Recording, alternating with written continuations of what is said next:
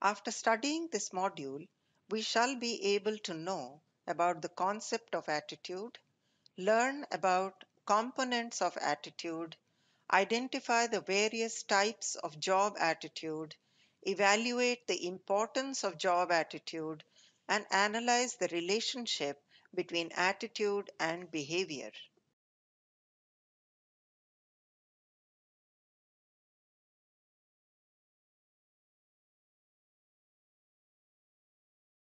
Attitudes can be referred to as an expression of favorable or unfavorable feelings of an individual communicated through evaluative statements regarding the attitude object, that is, people, place, organization, or events, etc. Attitudes could be complex phenomena, although it is communicated through simple words and statements. Deciphering the logic behind the statement seems to be complex. That is, different people may have different attitudes towards the governance in India or perhaps the culture of their organization. However, what is complex is the understanding and the raison d'etre of those attitudes. The attitudes can be mastered by understanding the fundamentals of attitudes. Let us now move on to the components of attitudes. Attitudes have been conceptualized and then classified as having three components. The cognitive or intellectual component of an attitude explains the belief of the employee towards a state of affair in her or his organization. The cognitive component leads the employee to the next component, that is, affective component, which deals with the emotions of the individual and is revealed through statements echoed by the concerned affective component, which is followed up by the behavioral component, which determines the action and the extent thereof. Behavioral component is the intent of an individual to behave in a particular manner towards the attitude object.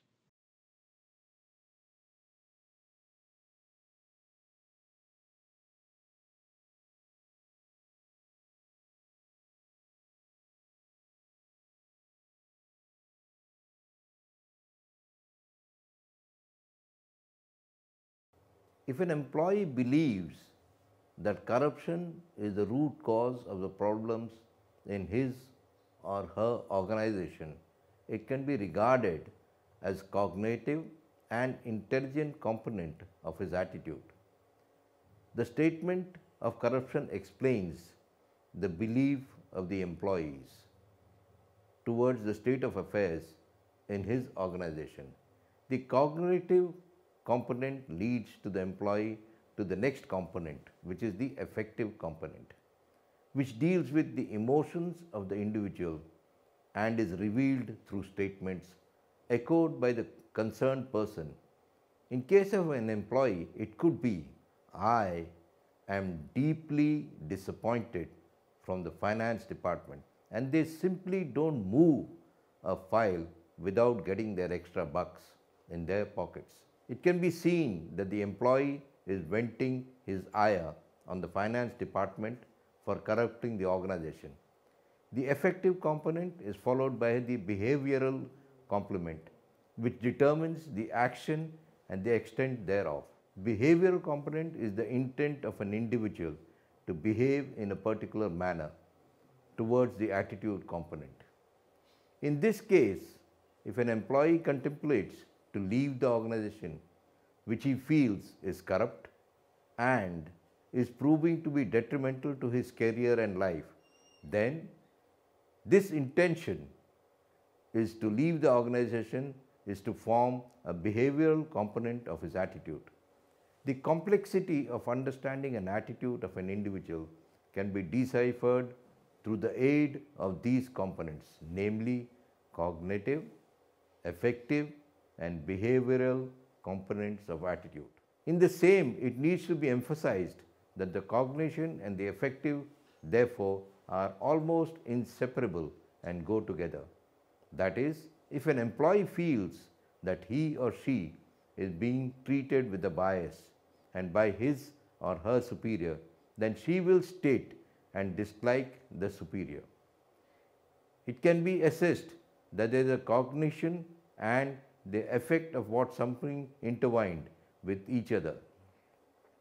The components follow the conception of chronological that cognition causes. Effect which individually shows up in the behavior of an individual.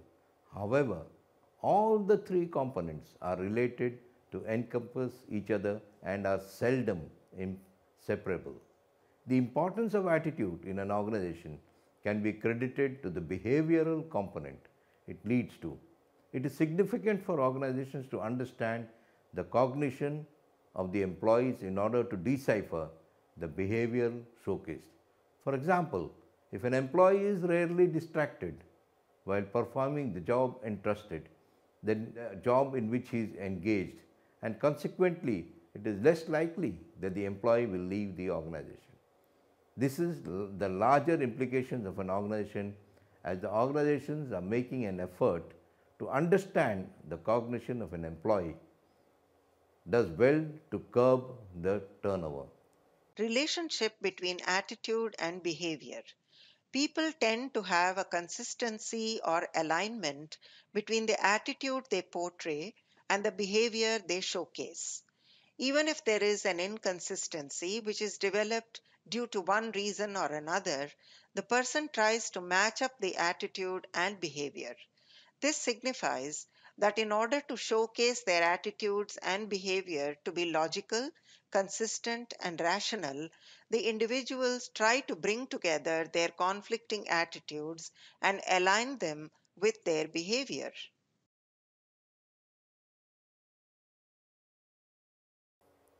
People tend to have a consistency or alignment between attitude and portray their behavior they showcase.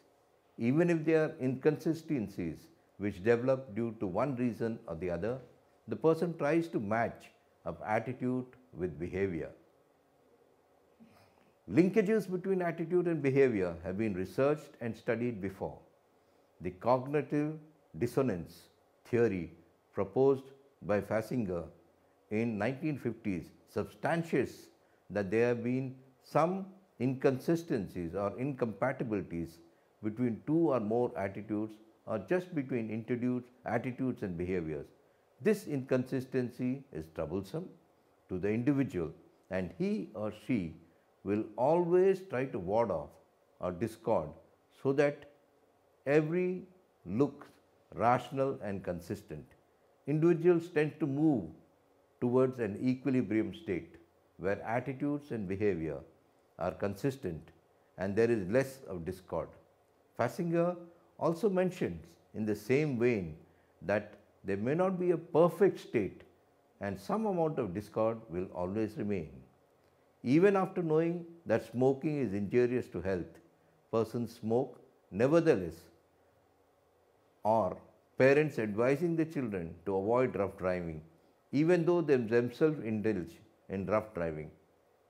Tackling such discords and minimizing them can be done in three ways as proposed by Fasinger. First, gauging the importance of the factors which are created discords.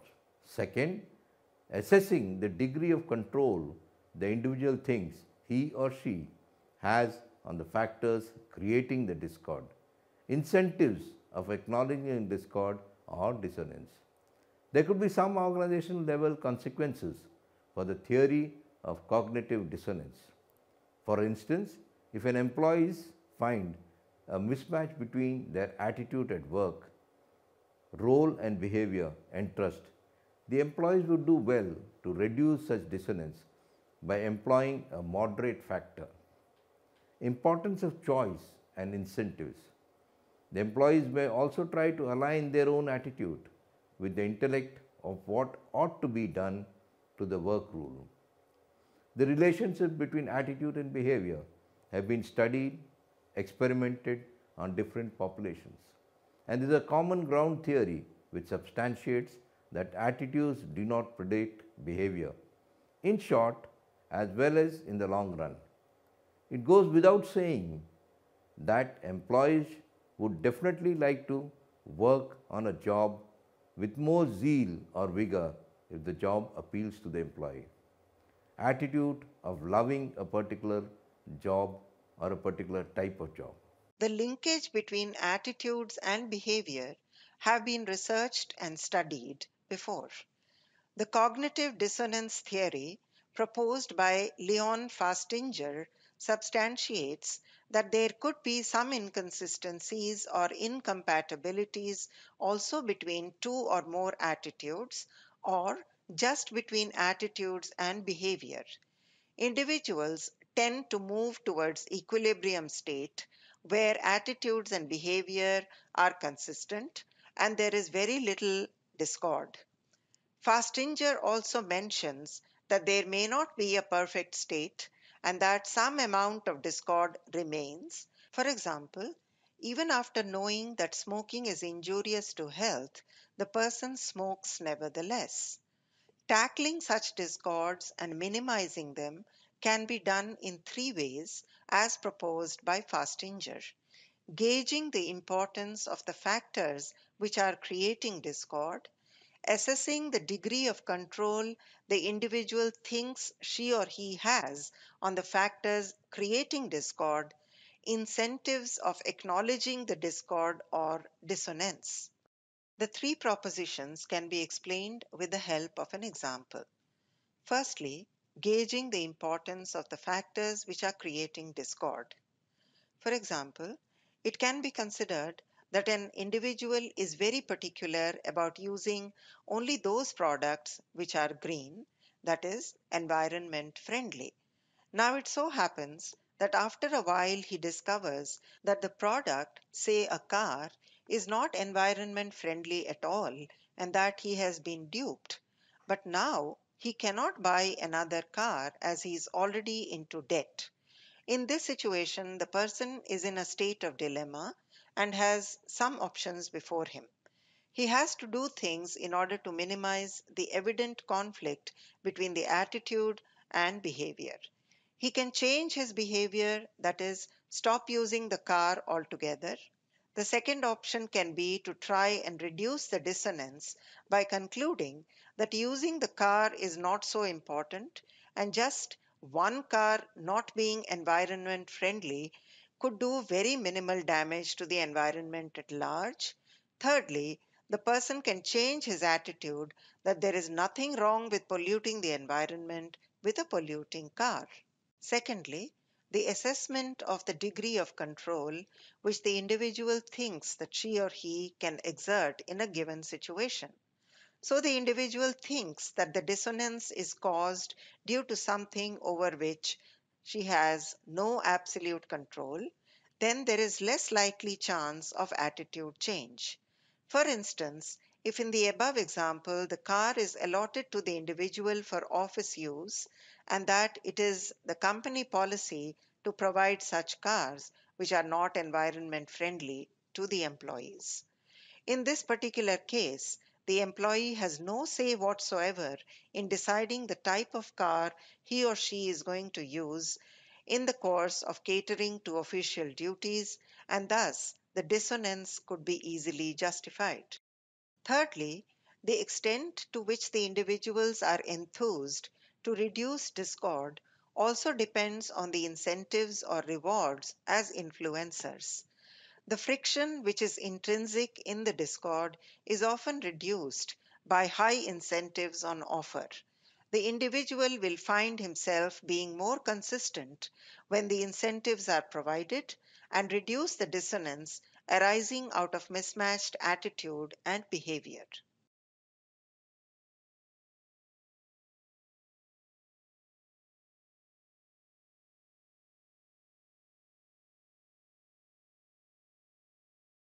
There could be some organizational level consequences for the theory of cognitive dissonance. For instance, if the employees find a mismatch between their attitude on a work role and the behavior, task entrusted, the employees would do well to reduce such dissonance by employing the moderating factors, that is, importance, choice, and incentive. The employee may also try to align their own attitude with the intellect of what they ought to do in a work role. Types of job attitude.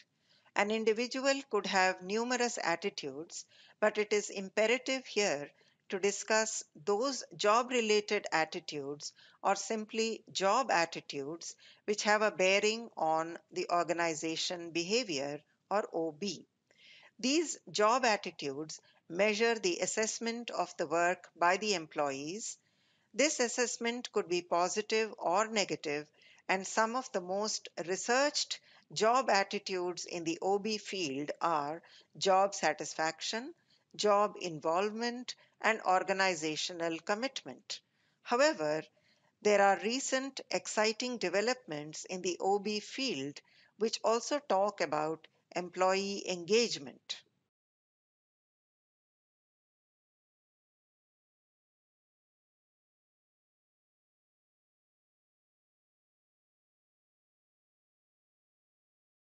Job satisfaction. Job satisfaction describes how content an individual is with his or her job.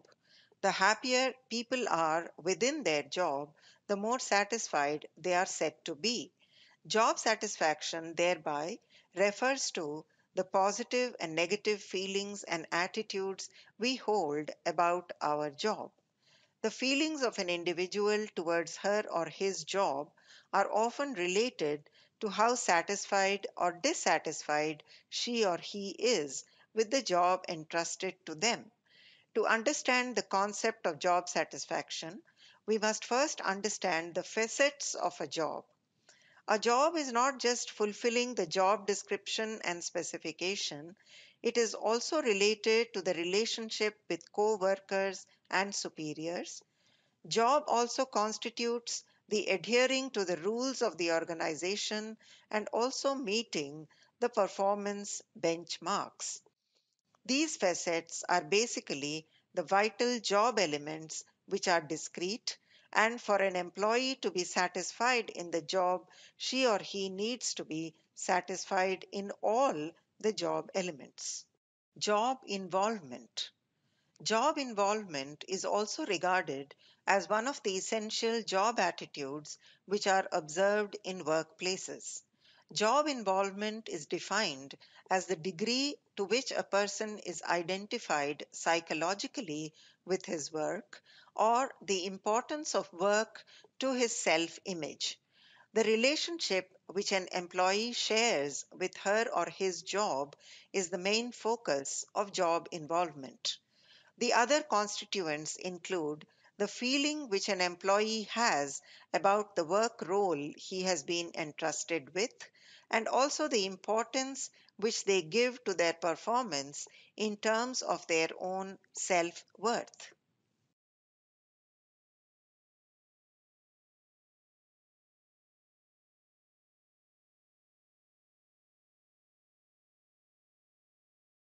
Organizational commitment.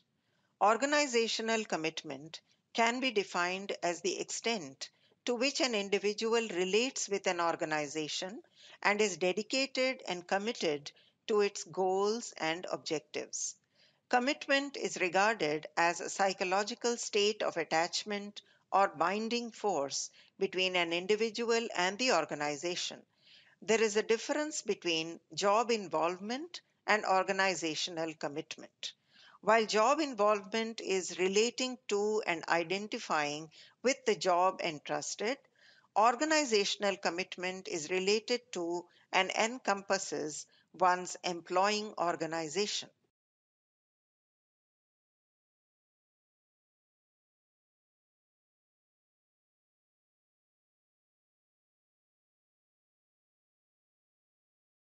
There are three types of organizational commitment: affective, normative, and continuance commitment. Affective commitment is related to the emotional attachment and belief of an employee towards her or his organization. Normative commitment refers to the ethical and moral responsibility and or obligation of an employee to stay put in the organization. Continuance commitment is the economic value perceived in a situation when an employee stays in the organization rather than leaving the organization. Hence, the perception of the employee is that the organization is paying well and leaving the organization would be detrimental for the employee and her or his family. Employee engagement. A very new job attitude, which is in the fore these days, is employee engagement. Employee engagement can be defined as the synergy of being holistic, energetic, spiritual, and aligned with meaningfulness. Kahn's conceptualization of engagement as being manifested by three dimensions is also consistent with the theoretical tripartite definition of attitudes, which have been categorized as comprising of emotional, cognitive, and behavioral components. Engagement can also be defined as the individual's involvement with, satisfaction with, and enthusiasm for the work they do. Measuring job attitude. Why are organizations required to measure the job attitude and what specific benefits will it garner? The answer lies in the control aspect of management. If the managers are well aware of the job attitude, it would surely help them in ascertaining the employee behavior. Having deciphered the behavior of the employees, the organizations would do well to improve the working conditions. The managers get all the important feedbacks on the working conditions, employee perception of the job and the organization, fairness and objectivity of the organizational policy perceived by the employees, the supportive supervisory relations, and so on.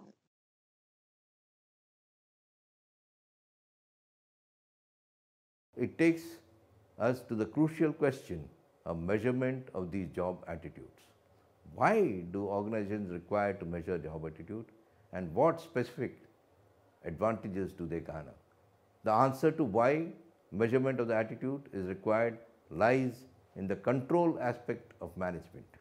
If the managers as well are aware of the job attitude, it would surely help in ascertaining the employee behavior. Having deciphered the behavior of the employee, the organizations would do well to improve the working conditions. The managers get the all important feedbacks on the working conditions, employees' perceptions of the job in the organization, fairness and objectivity of organizational policy perceived by the employee, the supportive supervisors, relationships, and so on and so forth. The measurement of job attitudes is generally carried out with the help of attitude surveys. This is becoming very common these days for organizations to conduct an attitude survey, job satisfaction surveys, employee engagement surveys, etc. The characteristic attitude surveys have a set of statements in the form of questionnaires and they need to respond to the employees. The responses are earmarked with the rating scale indicating the extent of agreement or disagreement. Some of the examples of an employee engagement survey include: my job allows me to unleash my full potential. My supervisor keeps informed about how employees think and feel about things. I feel that work I do on my job is invaluable. These items are co-constructed that they try to extract the maximum requisite information what the organization requires. Appropriate statistical tools are utilized to analyze these responses and certain conclusions are drawn related to the employee, the supervisor, the co-worker, the teams, the departments, and the organization as a whole. The measurement of job attitudes at regular intervals helps the manager of the organization to gauge the employee perceptions If the perceptions are found on the negative, then appropriate steps are warranted to change to the positive perceptions. Negative perceptions generally lead to negative attitudes towards the job and also towards the organization. Measurement of job attitudes is generally carried out with the aid of the attitude surveys, that is, job satisfaction surveys, employee engagement surveys, etc. The characteristic attitude surveys have a set of statements in the form of questionnaires, and they need to be responded to by the employees. The responses are earmarked with the rating scales indicating the extent of agreement or disagreement. The items are so construed that they try to extract the maximum requisite information that the organization wants. Appropriate statistical tools are utilized to analyze the responses, and certain conclusions are drawn related to the employee, supervisors, co workers, teams, departments, and the organization as a whole. The measurement of job attitudes at regular intervals helps the managers of the organizations to gauge employee perceptions.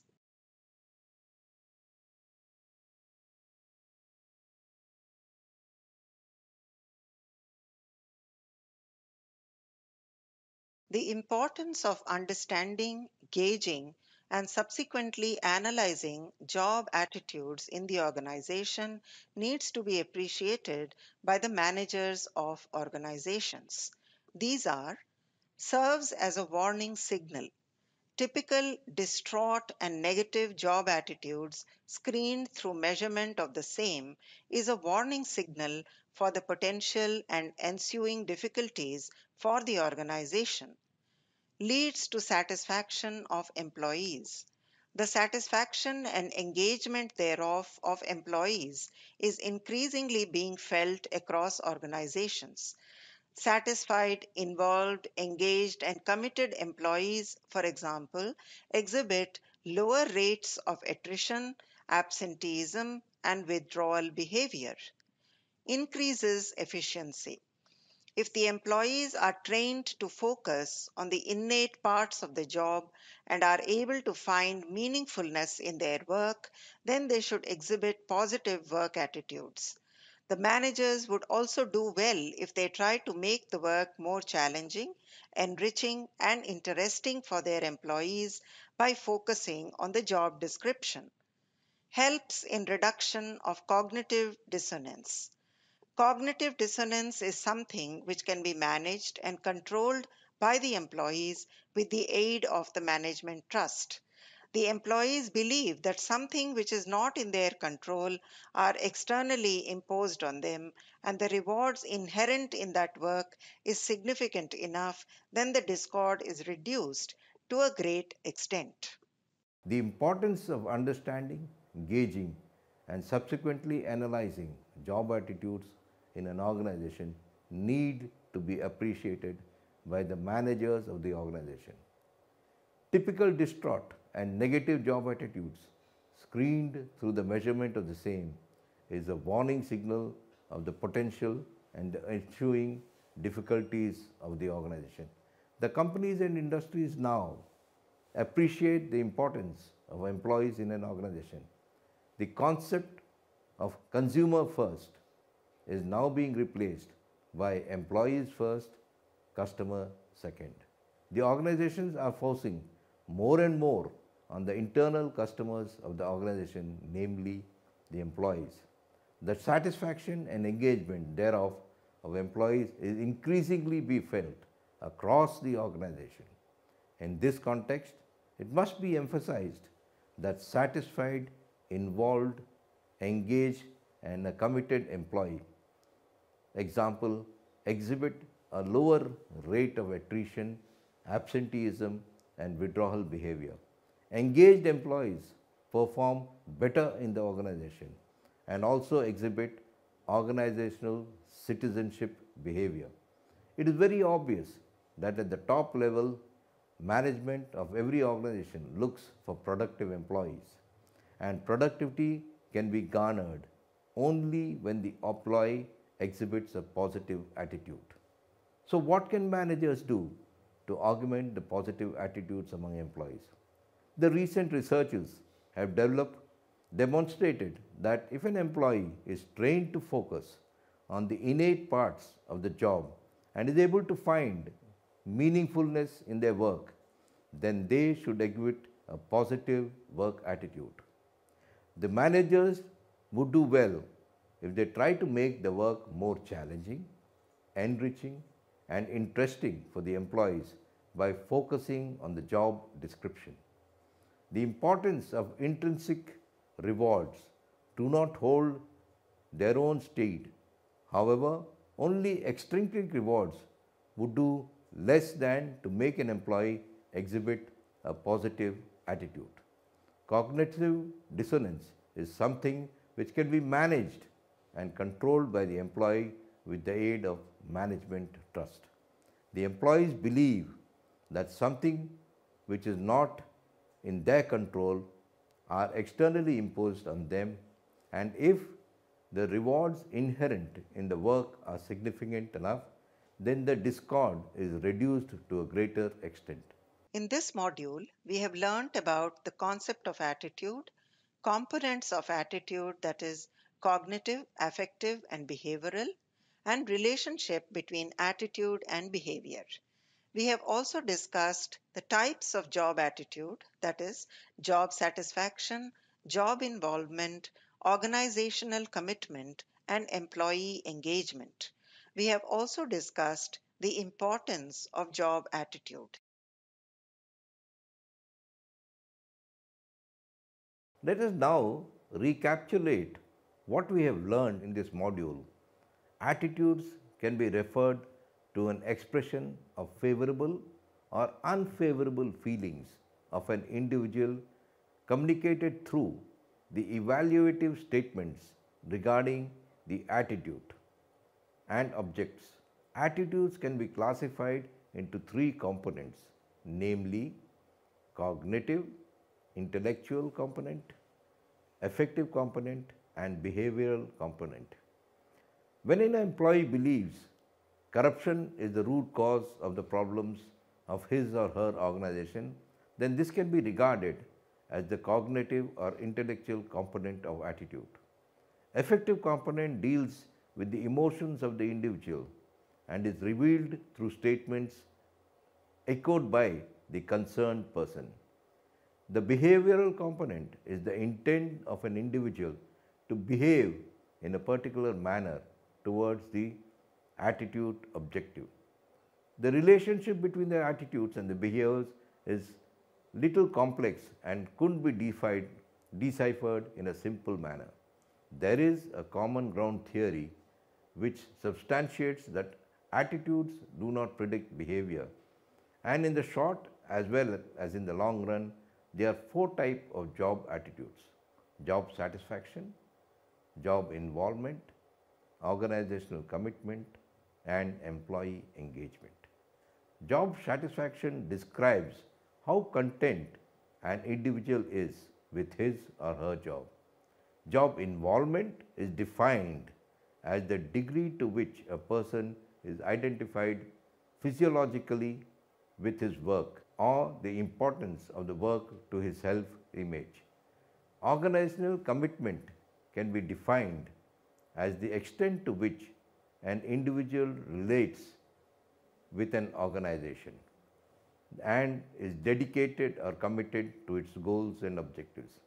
Employee engagement can be defined as the synergy between the holistic, energetic, spiritual, and aligned with meaningfulness. The measurement of job attitudes is generally carried out with the aid of attitude surveys. It is becoming very common these days for organizations to conduct attitude surveys, namely job satisfaction surveys, employee engagement surveys.